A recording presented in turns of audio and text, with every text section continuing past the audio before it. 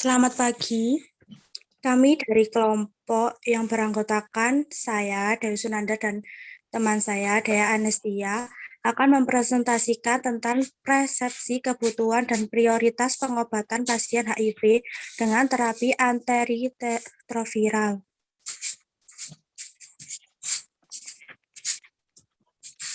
Yang pertama yaitu pendahuluan. HIV adalah penyakit menular pembunuh nomor 1 di dunia. Menurut dari data WHO tahun 2017 menyatakan bahwa 940.000 orang meninggal karena HIV. Ada sekitar 36,9 juta orang yang hidup dengan HIV pada akhirnya tahun 2017 dengan 1,8 juta orang menjadi terinfeksi. Nah, secara fisik, virus HIV ini ditransmisikan ke dalam tubuh manusia melalui kontak dengan yang terinfeksi cairan tubuh. Akan mengikatkan reseptor penularan sel CD4T dan mereplikasikan di dalamnya untuk menghasilkan virus baru dan menginfeksikan sel T ini berkembang kepada yang lain. Nah, salah satu cara untuk mencegah HIV ini menggunakan terapi ARV. Selanjutnya, Lalu ada penata laksanaan pasien dengan terapi ARV. Yang pertama, indikasi memulai terapi ARV. Ada indikasi memulai terapi ARV pada orang dewasa. Nah, sebagian besar ODA akan menuju imunodefisiensi secara progresif yang ditandai dengan menurunnya kadar CD4. Kemudian berlanjut hingga kondisi AIDS dan dapat berakhir kematian. Tujuan utama pemberian ARV adalah untuk mencegah morbiditas dan mortalitas yang berhubungan dengan HIV. Lalu, ada indikasi menuju terapi ARV pada remaja usia 10-18 tahun.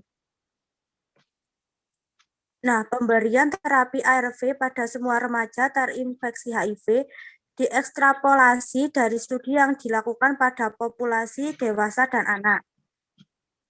2 uji klinis pada populasi dewasa terinfeksi HIV menyimpulkan inisiasi dini terapi ARV memberikan iuran yang lebih baik dibandingkan dengan menunda inisiasi terapi hingga menjadi imunosupresi. Lalu ada indikasi memulai terapi ARV pada anak berusia kurang dari 10 tahun. Progresi HIV paling cepat berkembang pada kelompok bayi berusia kurang dari 1 tahun. Bayi yang terinfeksi HIV perinatal sebagian besar akan meninggal sebelum berusia 2 tahun. Pada periode tersebut, progresivitas infeksi HIV berbalik dengan usia. Resiko mortalitas dan progresivitas infeksi mulai menurun menjadi sama dengan dewasa pada anak berusia di atas 5 tahun.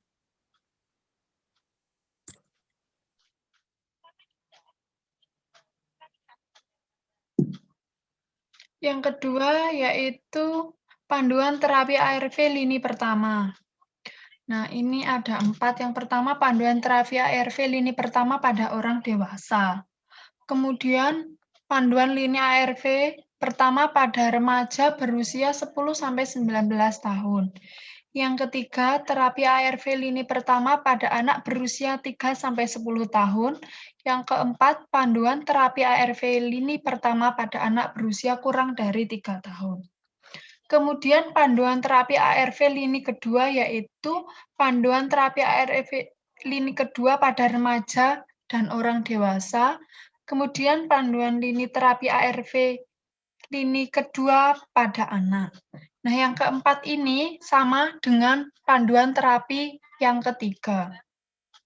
Kemudian panduan setelah pemberian terapi ARV ini, pemantauan terhadap efek samping dari ARV dan substitusi ARV, kemudian pemantauan respons terapi dalam tubuh ini, dan penentuan kegagalan terapi ARV.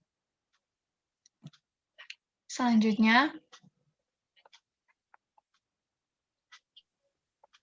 Ada peran perawat dalam meningkatkan kepatuhan. Yang pertama, wawasan ilmu pengetahuan. Lalu ada komunikasi. Lalu yang ketiga, pemahaman psikologis. Dan keempat, menjadi model atau contoh. Nah, di sini peran perawat dalam meningkatkan kepatuhan ini sangat penting bagi orang yang terkena HIV. Jadi kita sebagai perawat harus memiliki 4 kepatuhan dalam melakukan terapi ARV.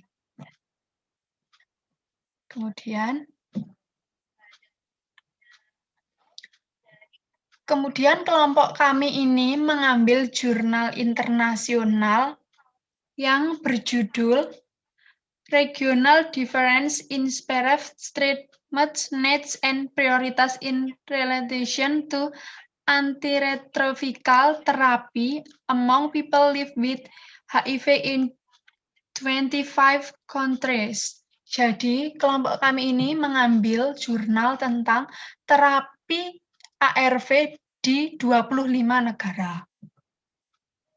Kemudian, jurnal ini tahun 2020 dan 11 halaman.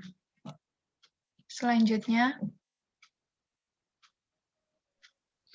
Nah, di sini ada tujuan penelitian. Tujuannya itu untuk pendekatan perawatan ODA yang disesuaikan diperlukan karena daerah yang berbeda memiliki beban penyakit dan kebutuhan pengobatan yang berbeda.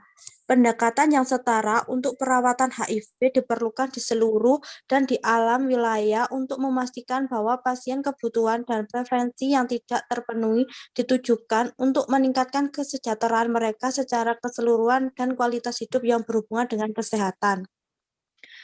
Kemudian, desain dan metode penelitian ini menggunakan metode statis. Desainnya yaitu yang pertama pengalaman, persepsi ART, efek samping, kemudian pengalaman mengenai manajemen HIV, yang ketiga stigma yang dirasakan oleh pasien, yang keempat status virologi yaitu kepatuhan terhadap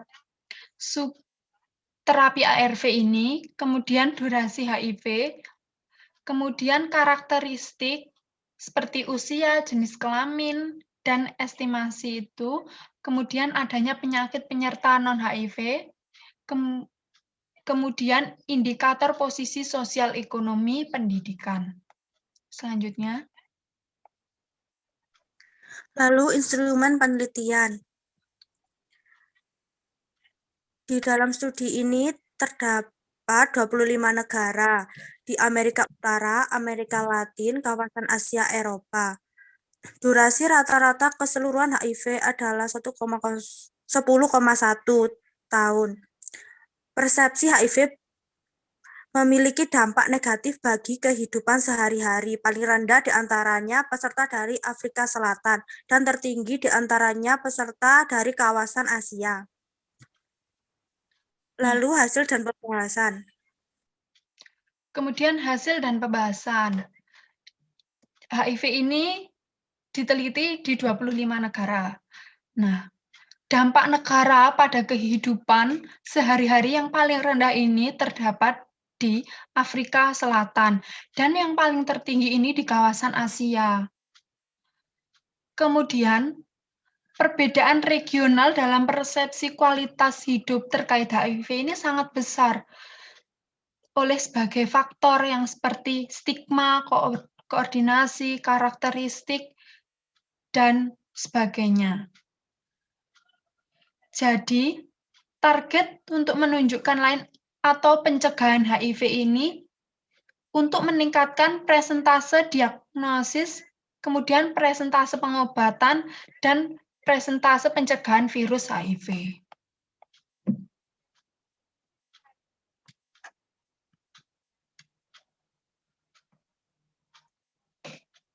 Selanjutnya pembahasan. Kritik dalam artikel ini adalah kurang lengkap dan detailnya dalam menganalisis pasien HIV ini sangat kurang, sehingga kurang mencakup aspek yang dibahas dari awal. Kemudian analisis artikel dibandingkan dengan teori dan visibilitas aplikasi pada praktik keperawatan di Indonesia ini.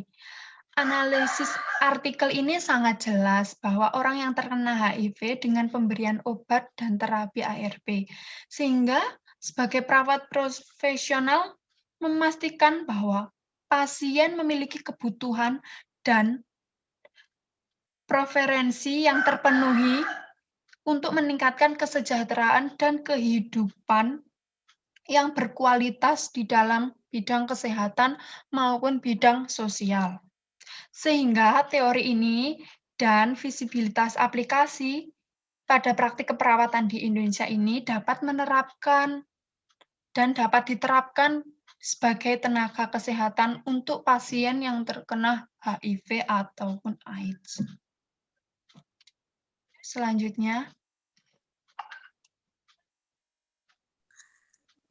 Lalu kesimpulannya, dalam menjalani terapi ARV terdapat beberapa faktor yang mempengaruhi kepatuhan terapi tersebut, yaitu tanggung jawab dalam keluarga sebagai motivasi kepatuhan minum obat. Dalam hal ini, keberadaan ODA di tengah keluarga dapat membentuk persepsi ODA untuk patuh minum obat.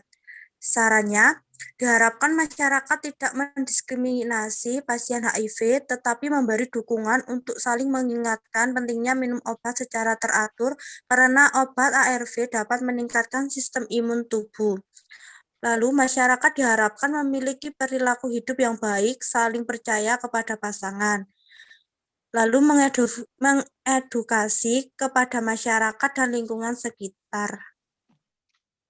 ya, sekian presentasi dari kelompok kami, Dewi Sunandar dan Dea Anistia. Ada kurang lebihnya, kelompok kami mohon maaf. Terima kasih, selamat pagi. Selamat pagi.